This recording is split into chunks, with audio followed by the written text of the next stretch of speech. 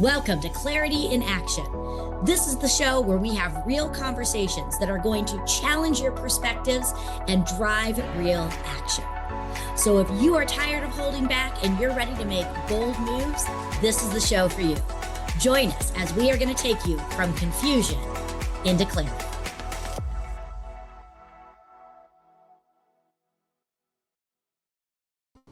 Hi, everyone, and welcome back to another episode of Clarity in Action. I am your host, Clara Capano, and every once in a while, I get to just send a message just from me to all of you with hopefully some insights to help you change how you think, change how you show up, and really impact your life and business in a positive way. And today, what I want to talk about is looking at how you are running your business, your sales teams, and starting to see one of the biggest gaps that are out there. So I want you to ponder this question. What do you think your biggest expense is in running your team? You see, when I talk with a lot of leaders, a lot of people in HR, people who are running sales teams, many times what I hear is the number one cost they find is turnover. Because when people leave, it is a lot to replace them. I, however, don't think that turnover is the expense.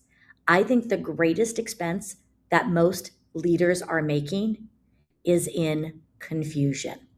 You see, people, our teams cannot show up and give their best and give the results that they want when they are confused. So today I want to talk about what I call the clarity quotient and how to understand that clarity is your game-changing winning advantage in today's business and also into helping you bring in more work-life harmony, not just for yourself, but for those that you lead.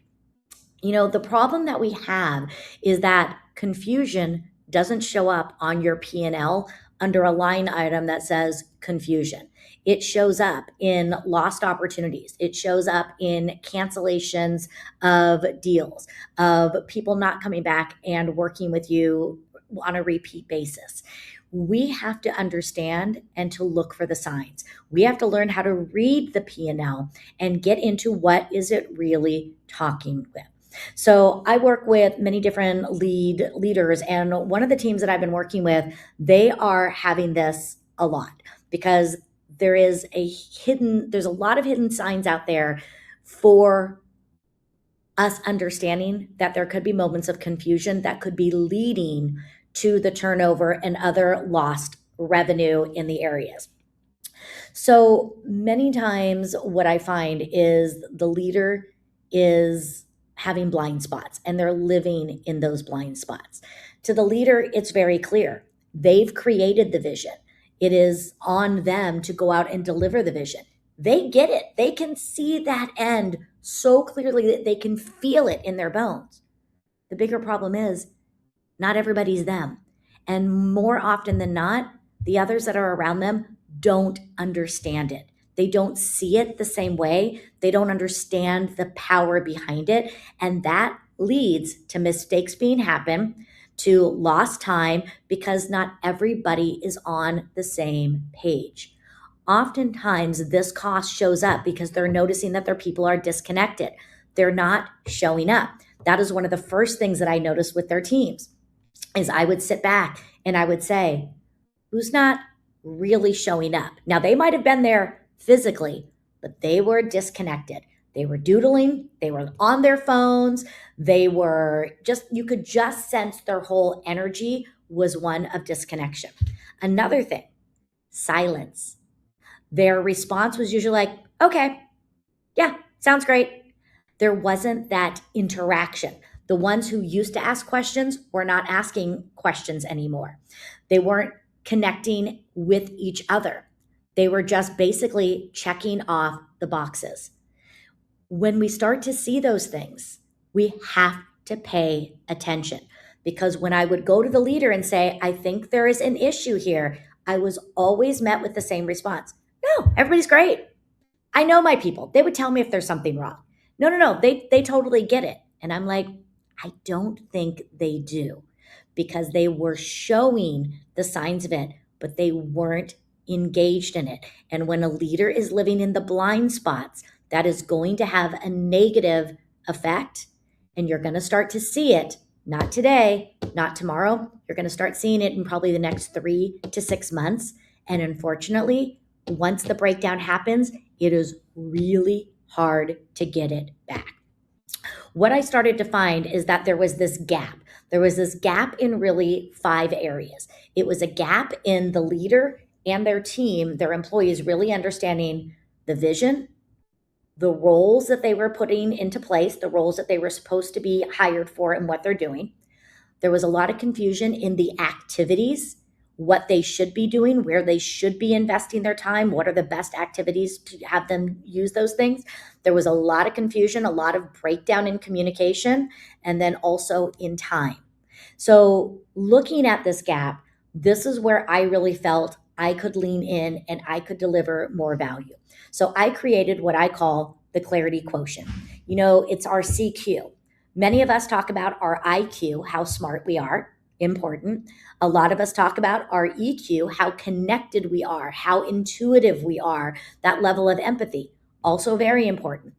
But the one that I feel is the multiplier of both of those is the Clarity Quotient. Because when we bring those two things together, it allows us to go deeper. And I started to think about, what if we could have some sort of way to track and evaluate the clarity of an organization, the clarity of its leadership, and how that also compounds with the results that we bring out there. So I went back through these and I looked at the first pillar, clarity of vision. How are we communicating and laying out the vision? Do people truly understand it? Do they know the why behind what we are doing? Because when people clearly understand the vision, where we are going, and why it's important that we do it that way, they will start to have the buy-in. We then compare it with the clarity of their role. How does their role impact the vision? Do they really understand what they are being hired for and the power of that role? I see this so many times. I actually just had this happen. There was somebody that was hired onto the team. Within 6 months, the results weren't there. And when we sat down with this person and said, we've got a problem here, we're not seeing results, they were blown away. They're like, I don't get it.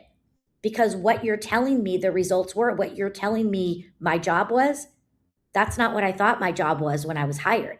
I thought I was supposed to be over here in this role, not in this role. That was a big decision and a real eye-opening moment for us.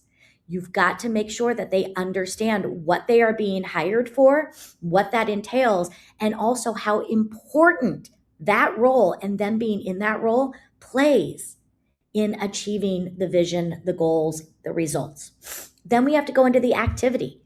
What are you expecting them to do? What do you think the activities are? Do you expect them to be in the field, whining and dining clients? Do you expect them to be more in the office? Are there certain trainings, meetings that are imperative, that are required that they show up for? Do they have to have a certain amount of conversations, sales calls? Do they have to do a certain amount of social media posts? All of these things. Make sure everybody is on the same page. If you are going to let them self-direct it and you say, listen, here are the results that I want, go and get them with whatever activities you want. Sounds great, but it causes confusion, because if the results aren't there, how are you going to know? You can still let them create it, but know what those activities are, because you might need to help them with skill sets in those. You might need to, again, really pay attention if there's missed opportunities. Or you may say, you know what, we've tried that in the past. How are we going to do this differently so we can get the results? And then communication. I would say almost every time there's a breakdown, it's a breakdown of communication. Things like follow-up. What is the expectation when it comes to follow-up, as far as time, how we respond? Are we going to communicate on emailing, on texting? Does it need to be in person? Does it need to be in phone? What are these things? We have to make sure, because my definition of clear communication could be vastly different than theirs. So we want to make sure, who are we communicating with? All the modalities, learning those things, We've got to set the expectations for our team and then also set the expectations from the team to the client so we all know these things. And then lastly, time. Are you going to do it where you're going to tell them, I expect you to work X amount of hours and you're going to have them punch in? Or are you going to be one of the leaders where you're like, I really don't care if you work 20 hours or 40 hours as long as these critical things get done? You've got to know these things. Again, having them look at these items. Are they going off and are they spending 5 hours a week in the field but getting no results? Well, let's look at the activities they're doing where they're investing their times because we may have better ways of doing that. Is it going to be, again, leveraging the phone? Are they investing time in doing these things? They might say they want to go to a networking group. They want to take a training. Is that investment of time there going to help them get the results? So when you can really sit down and get on the same page, very clear in these 5 areas, the vision, the roles, the activity, the communication, and the time, that is where you're really going to be able to evaluate, do we have clarity, and see the missing gaps, see the missed opportunities, see where confusion may lie. So here is my call to action for you. Rather than looking at what isn't getting done, maybe ask your team what might be unclear to them. Let them tell you. Ask them if they're clear on what they should be doing. Ask them, do you know what success really should look like? Because maybe they're doing things and they think they're being really successful, but your definition and their definition may not line up. So make sure we're all clear on what does done look like. And then also, do they have the capacity to do the role and to hit the targets you're doing it with? Do they have the bandwidth? Do they have the training, the skill sets? Are they in the right environment? And if not, how can we put them in a position to win and to develop that capacity? Clarity, it's not just a buzzword. It is currency, and it is the new currency to your competitive edge. So I would love to hear from you. Go ahead, send a note back after you listen to this. Where might there be confusion in your organization? Where might there be confusion with your team or even with you? Which one of these 5 areas do you feel is a hot button for you? And how can I help support you in doing that? Because when we live with clarity, we take the right actions and we get the results that matter. So thanks for joining. Please feel free to share this with someone else, and let's go out there and let's make this week one that is built and lives in a foundation of clarity. I'm your host, Clara Capano. We'll see you next week for another episode of Clarity in Action.